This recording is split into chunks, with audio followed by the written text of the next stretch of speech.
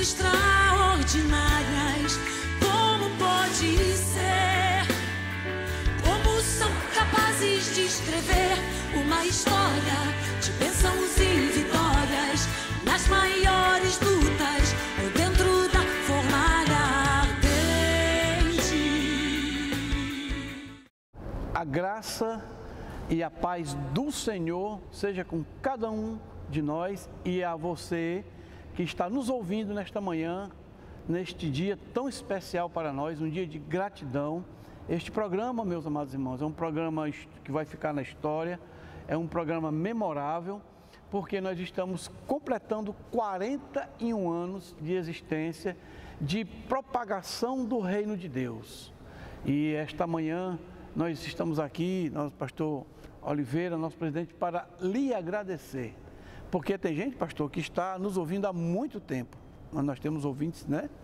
Graças a Deus, há uns 41 anos, né? A paz do Senhor para os irmãos, obrigado pela sua companhia, em nome do Senhor Jesus Cristo. E como ele mesmo falou, é um programa muito especial, porque nós vamos estar falando, pastor Paulinho, da nossa fundação, do início, da visão da obra, do projeto de Deus, do plano de Deus, das bênçãos, das lutas também, né? Porque e faz parte, né? E eu gostaria que você tivesse alguma dúvida para esclarecer aos nossos telespectadores, né? Que nos assistem, né?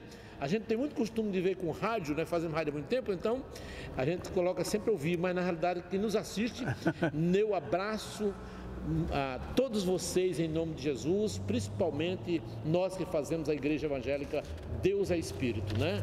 Deus abençoe. Amém. Fica à vontade. Eu gostaria de ler um versículo aqui, pastor, muito interessante, que está lá em 2 Reis, no capítulo 6, no versículo 17. E orou Eliseu e disse: Senhor, peço que lhe abras os olhos para que veja. E o Senhor abriu os olhos do moço e ele viu. E eis que o monte estava cheio de cavalos e carros de fogo ao redor de Eliseu. Visão. Amados, o Eliseu tinha uma visão. Ele olhou e viu. E pediu ao moço que servia a ele que olhasse a visão. O rapazinho olhou, mas não viu. Não teve a visão. Aí, pela terceira vez, ele disse: não vi. O Eliseu foi e pediu a Deus: Senhor, abra a visão dele para que ele veja. Então, irmãos, este é um texto clássico da visão. Nem todos, pastor, nem todos conseguem ter a visão, né? Então, a visão o que é a visão? A visão é o seu, ela é junto.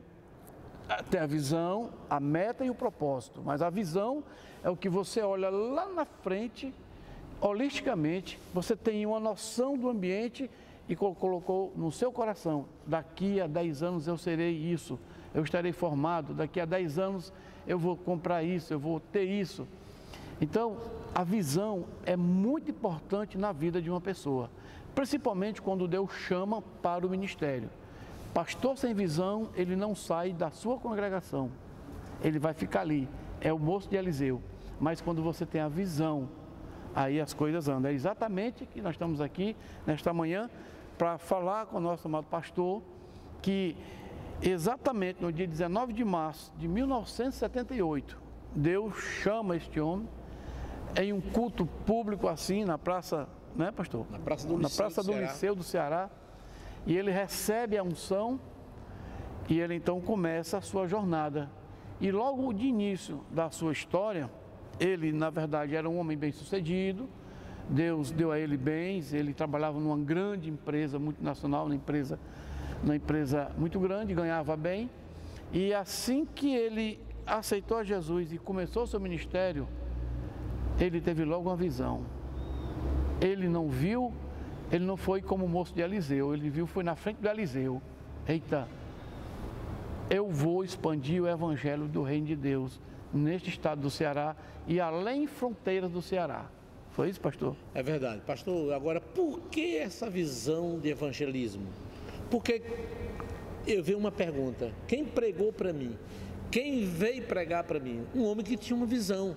Por sinal, esse pastor, saudoso pastor, já passou para Jesus, ele foi a primeira vez que ele veio ao estado do Ceará, mas ele veio de São Paulo fazendo cruzada, pregando o evangelho, lá na Praça do Liceu. Eu, 3 horas da tarde, 15 horas, aceitei Jesus Cristo como Salvador.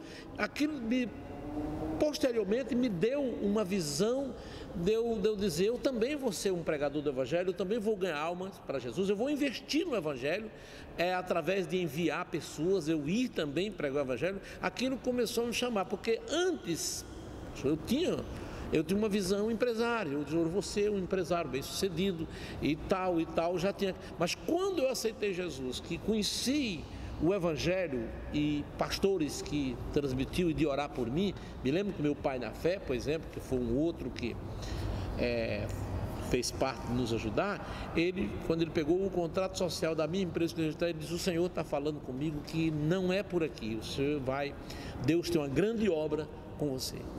E aquilo ali eu arquivei e me dediquei ao evangelho, e assim surgiu a visão do ministério da Igreja Evangélica Deus é Espírito, desde o nome. Foi o primeiro nome na Bíblia que eu sublinhei, em João 4:24. Deus é Espírito, que eu nem imaginava, mas quando foi o primeiro nome, né, que eu achei interessante, que Deus é Espírito. E importa que os verdadeiros adoradores adorem em espírito e em verdade. Então ali eu tive uma visão ampla, né? Eu até perguntaria ao senhor: visão, missão e valores, né? Então o senhor recebeu a visão, aí você botou no seu coração a missão, e o senhor implementou a visão, juntou com a missão e deu valor. Ou seja, investiu, valorizou, ou seja, caráter. O senhor tem valores éticos e valores espirituais. Conta aí pra gente, pastor. Pastor Paulinho, eu quero continuar ainda falando um pouquinho, para que haja um despertamento das pessoas acerca de acreditar, da importância da visão. A visão, ela tem vários tipos de visão, mas eu vou falar só de duas, por exemplo. A primeira é aquela visão de Deus, que Deus coloca em você, que foi o que Deus mostrou para Abraão, né? Abraão, conta as estrelas, está vendo? Olha para o céu, quantas estrelas? Eu não consigo contar. Assim será a tua descendência. Então ali, Deus mostrou para ele uma visão espiritual. Mas aí eu vou dizer de outro homem de Deus, que o Senhor, aí não foi Deus que mostrou, mas foi uma visão. Você já prestou atenção, se vocês quiserem? Davi estava no seu palácio, homem cheio de poder, domínio, vencedor, vitorioso em tudo, um homem de Deus, um coração de Deus, mas de cima do seu aposento, do seu palácio, da sua sala, ele vê uma mulher, né? Ela viu Betseba. Quando ele viu aquela mulher, ele teve uma interpretação. Veja a importância do que é você ver. Teve uma interpretação, o contrário, um desejo carnal, não é? Nós temos que ter muito cuidado quando a gente recebe uma visão, se ela é espiritual ou material ou carnal. Muitos prejudicam-se, tanto no pecado, foi o caso, o preço que Davi pagou, um homem, e eu estou falando aqui de homem de Deus, não é só de pessoas que é descrente, que é do mundo, não, eu estou falando de homem de Deus. Davi era um homem de Deus, um vencedor, um vitorioso, coração de Deus, mas o que acontece? Ali, quando você tem uma visão errada da coisa, você deve, quando você vê uma coisa que vai lhe prejudicar, porque depois você sabe que o pecado vai sempre prejudicar, né? Então você tem que ter muito cuidado. E nós, homens de Deus, como você sabe muito bem, quantos homens de Deus não foram prejudicados porque viram uma coisa e foram pelo caminho errado? No lugar dele repreender, pedir que o Senhor Jesus lhe guarde, ter o dom de discernir o que é de Deus e o que não é, porque muitas vezes também o diabo se faz de Deus para enganar o homem de Deus. Então a gente precisa ter cuidado dessa visão, que é uma visão A visão de Deus é aquela que vem com propósito, é aquela que vem com amor, aquela que vem de evangelismo, de ganhar almas. Quem ganha almas sabe o quer dizer, então você precisa ter muito cuidado. Muitos homens são prejudicados hoje pela visão que ele teve. Ele teve uma visão.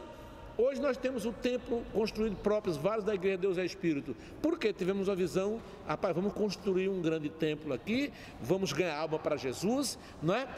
Já outros não. Quantas pessoas não chegou para mim uma vez, um chegou e disse: pastor, vamos construir nesse terreno aqui 50 casas. Com 50 casas o senhor aluga, preste atenção, o senhor aluga, o senhor vai ter aqui, no mínimo, o senhor vai ter aí, mesmo a R$1.000 cada um, você vai ter R$50.000 por mês, o senhor está tranquilo. Mas esta era a visão de Deus? Esta era a visão de Deus? Não é? Se a visão de Deus era o que? Ganhar almas, investir no Evangelho, expansão do reino de Deus, né? E aí onde está a diferença. Nós temos que ter muito cuidado no que a gente vê. E também, pastor, eu fico pensando aqui, estava pensando nessa sua caminhada, nessa sua visão e a missão, porque o senhor teve a visão e agora você absorveu que há uma missão na sua vida, a partir da visão, né? É verdade. E nesse seu caminhar de 41 anos, qual foi o maior obstáculo que o senhor encontrou, que o senhor realmente quase titubeava? Olha, naturalmente foram muitos, mas o primeiro, já que eu vou contar, você sabe que nós iniciamos esse ministério, por isso nós estamos comemorando os 41 anos, no dia 21 de maio de 80, né? Fizemos nosso estatuto, começamos e começou comigo o meu pai na fé, pastor, foi quem me ganhou para Jesus, quem me ensinou, que orientou, levou eu para o rádio, me ajudou nesse sentido da palavra, né? Quando nasceu minha primeira filha, a pastora Ruth, que hoje é pastora, eu liguei para ele: minha filha nascendo, que você sugere o nome? E foi ele que disse: só para Ruth e tal, foi uma mulher de Deus. Então era aquele cara, pastor mesmo, que era meu pai na fé, de orar junto, de chorar junto, de Deus usar, muito usado por Deus. E aí trabalhamos junto muito tempo, e quando Deus me mostrou a obra de Deus, teve a visão da obra do Senhor, ele disse: pastor, é de Deus, eu vou lhe ajudar. Você, na realidade, eu chamei ele e disse: tudo bem, então vamos constituir a igreja, vamos fazer tudo organizado. Como você sabe, eu ganho relativamente muito bem, e só dizer que na época eu ganhava 30 salários mínimos, né? Então, né, era um bom salário para a época, e na realidade você vai ser o presidente. Ele disse: não, pastor, eu quero o senhor fica sendo o presidente, eu sou o vice. Ele disse: eu aceito, mas eu disse para ele: eu aceito, mas só se você ficar cuidando da parte espiritual, porque eu era praticamente novo convertido, eu sei. Né? Quer dizer, então ele ficou encarregado da parte espiritual. Eu disse: está certo, então você doutrina, eu fico lhe ajudando financeiramente. Então eu vou cuidar da parte financeira e vou manter o trabalho, desde o salariar ele, pagar aluguel, garantir a parte financeira, que a gente sabe inicialmente não tinha, né? Então, desde banco, desde essas coisas, eu digo, financeiramente eu vou sustentar a obra, não tem problema não, eu ganho bem, graças a Deus, e fiquei investindo R$15.000 por mês, 10 a 15 mil reais por mês no Evangelho, e isso foi uma bênção para nós, e nós trabalhamos. Mas quando deu mais ou menos um ano, começou alguns problemas. Ele foi tentado, teve a história da visão novamente, foi tentado por uma jovem. Satanás botou a visão, né, nele. E aí ele terminou indo embora com essa jovem da igreja, abandonando a sua família, a sua esposa. E isso para mim foi um grande choque, que além do meu pai na fé, era o pastor que cuidava da parte espiritual. Era um referencial, né, pastor? Era referencial. E eu fiquei numa situação que eu tinha que assumir. Aí eu tive que assumir a parte espiritual da igreja, né? E a parte financeira. Aí vem a pergunta: e a igreja, nessa época, ele estava dirigindo Sobral, e a igreja de Sobral, e a igreja tinha 80 membros na época, ficou 8 pessoas. Realmente, pastor, né? É um baque muito grande. Aí, meu amado irmão, eu vou aguentar, mas o Senhor cuidou de falar comigo, como falava com muitos homens de Deus, como fala com Abraão, para mim não desistir. Eu muitas vezes saía daqui, eu dirigia culto lá, eu dirigia culto no sábado à noite em Maranguape, com a vigília. Domingo de manhã eu viajava para Sobral, dirigia reunião à tarde e à noite, e voltava para trabalhar no outro dia, segunda-feira. Então eu trabalhava para ajudar a manter a obra, e o Senhor, quando eu queria não aguentar, dizer que não ia mais, o Senhor me dava uma palavra, usava alguém, me dava uma palavra de ânimo e dizia: eu estou contigo, e provava que estava comigo, né? Então realmente isso foi muito difícil para mim, porque muitas vezes eu quis desistir, mas o Senhor me alimentava de uma maneira tão forte que perguntava: você gosta de me obedecer? Então eu posso dizer em palavras claras, em bom som, que o senhor é um homem obstinado? Posso dizer? Sou obstinado por Jesus, pelo Evangelho, com um foco bem claro, bem objetivo, né? Assim, vamos dizer assim, de nada desistir, porque vamos dizer assim, eu tenho chamado o reconhecimento de qualquer luta, problema que tenha acontecido, não faz com que eu desista, porque eu chego até a dizer para o irmão: se um anjo disser que veio do céu dizendo que eu não devo ser pastor da igreja Deus é Espírito, eu repreendo, porque Deus não é Deus de confusão, e eu sei na realidade, quer dizer... E se o anjo disser assim, não lê mais a Bíblia, o que é que o senhor diz para o anjo? Eu repreendo o nome de Jesus, né? Porque me faz contar, né? Me faz contar, me faz lembrar quando eu estive em Israel, que eu fui entrar lá na mesquita muçulmana, no Monte Sinai, né?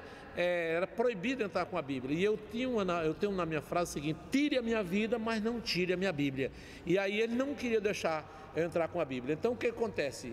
Para mim entrar lá nas terras muçulmanas, eu tive que esconder a Bíblia dentro do meu paletó, escondi aqui, disse: olha, mas você vai ser acompanhado, filmado, se o senhor tirar a Bíblia, aí lá no Monte Moriá, onde é a mesquita, né, maior, lá em Jerusalém, lá em Israel, se o senhor tirar, nós vamos expulsar daqui. Eu tive que ir com a Bíblia, né? Então, a Bíblia, ela é meu livro de cabeceira, é o mais perto de mim. Amém.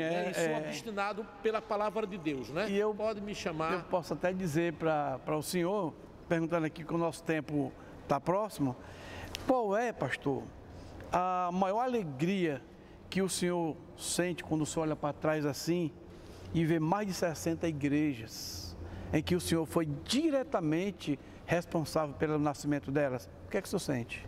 Olha, lógico que eu sinto alegria, mas a maior alegria são pelos filhos na fé, quando eu vejo pastores que eu preguei para eles, homens que tiramos do lamaçal de pecado, lá da sarjeta, perdido, que ninguém acreditava, família não acreditava, ninguém mais dava nada por ele.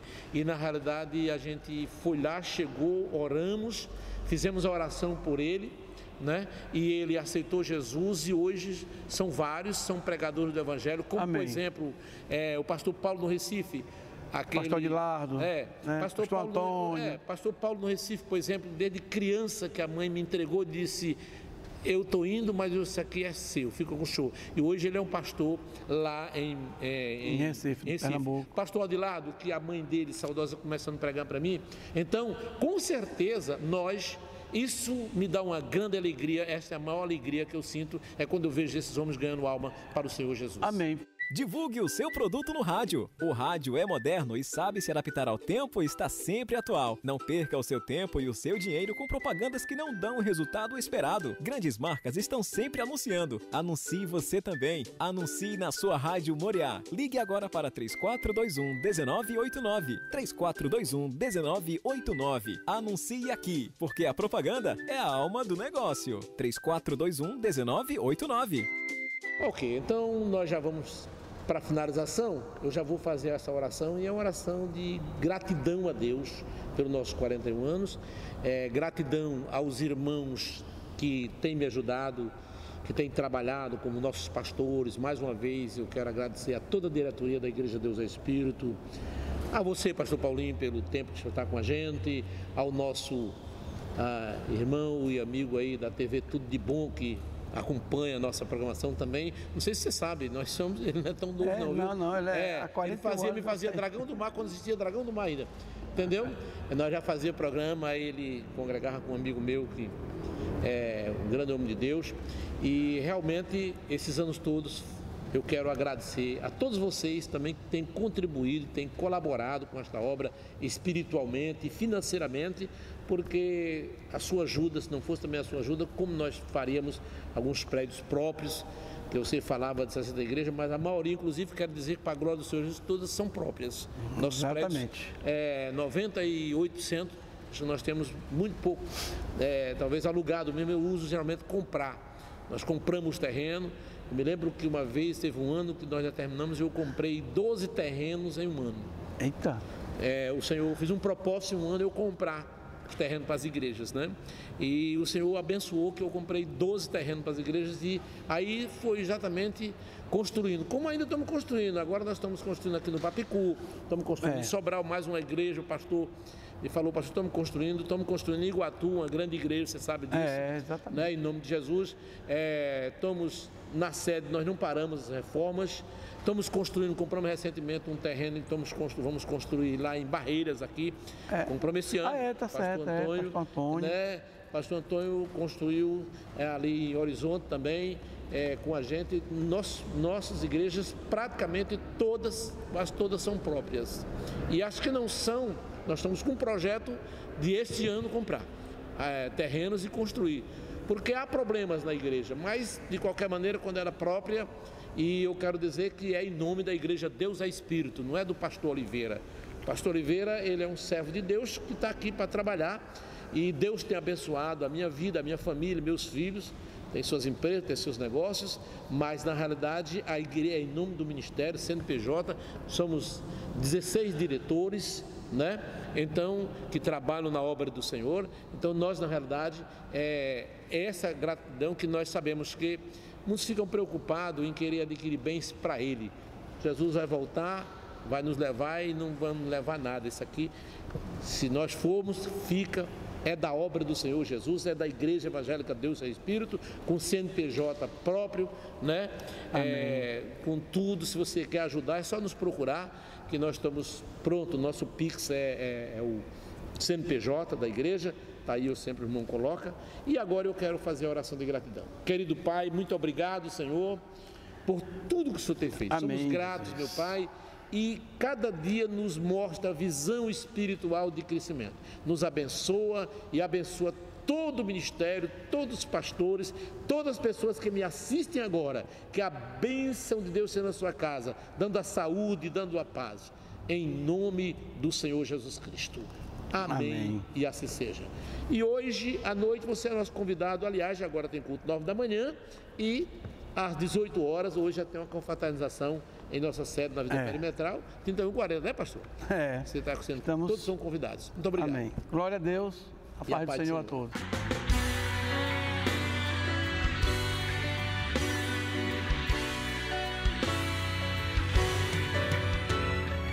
Homens e mulheres comuns, fazendo coisas extraordinárias.